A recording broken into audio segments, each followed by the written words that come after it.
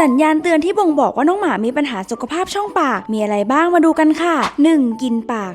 ากที่รุนแรงผิดปกติอาจเป็นสัญญาณของปัญหาสุขภาพช่องปากได้ 2. เหงือกบวมแดงหากน้องหมามีเหงือกที่บวมแดงและมีเลือดออกบ่งบอกถึงการอักเสบค่ะ 3. ฟันเปลี่ยนสีฟันที่เปลี่ยนสีเป็นสีเหลืองหรือน้ำตาลอาจเป็นสัญญาณของคราบหินปูน 4. กินอาหารน้อยลงหากน้องหมาเจ็บป่วยในช่องปากอาจทำให้ไม่อยากกินอาหารค่ะและ 5. อาการซึมเศร้าปัญหาสุขภาพช่องปากอาจส่งผลต่ออารมณ์ของน้องหมาทำให้น้องซึมเศร้าค่ะการดูแลสุขภาพช่องปากของน้องหมาให้ดีจะช่วยให้น้องหมาของเรามีสุขภาพที่ดีและอายุที่ยืนยาวนะคะ